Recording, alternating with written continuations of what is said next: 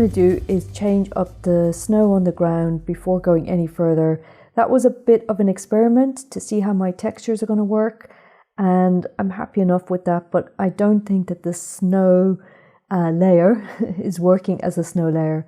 So I'm going to delete it. I'm going to draw a shape out, like again in quite a stylized way, the same way that I did the clouds in the previous lesson. Command or Control Shift into that layer. I'm going to create a new layer underneath it, and then in here I can start to paint my snow.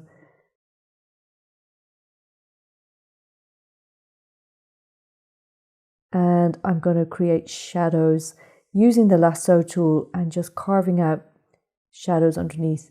With a soft round brush, I'll make sure that I'm painting kind of a nice soft color underneath into those selections.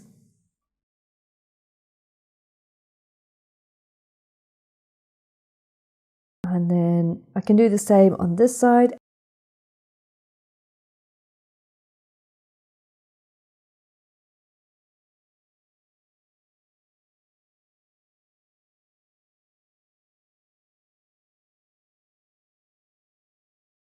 Once I've got everything on one layer, I'm now going to switch over to my textured brush. And I liked that round bristle brush, so I'm going to grab that and just break up the edges here ever so slightly to make it look a little bit more painterly and not so, I want to, make sure that those edges aren't really hard and defined.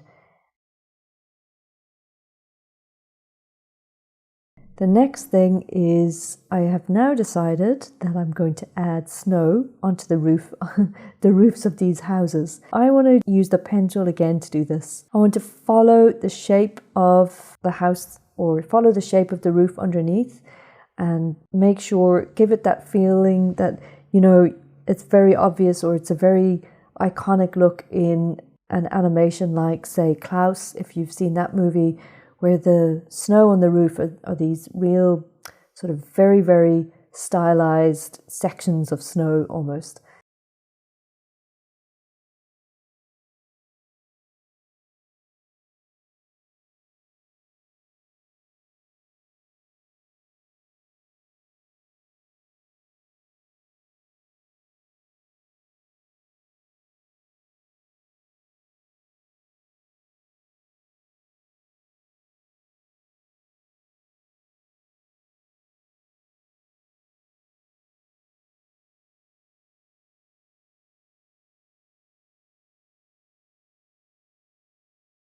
So now that it's starting to look very different, I really love the snow on the roofs. I think this is a much better idea than having them just be straw roof. So it's looking really good. Like I said about structure and detail, I don't want the snow to be just flat, like a flat sheet. I want it to have dimension.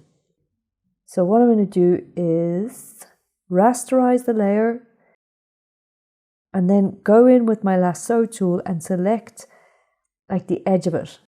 This is the edge that I want to have facing the light a little bit. I'm then going to hit Command or Control plus M on my keyboard, and that brings up the curves editor. This is a fabulous tool to use if you want to quickly change the value or change the color. You can use the hue saturation slider. This is just another one. So just push this curve up and you'll see on my painting that the selection goes much, much lighter.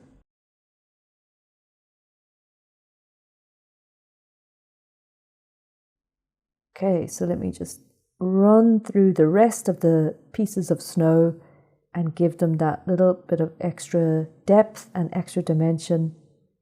And that works amazing. That has a fantastic effect. And it's so simple, so quick to do.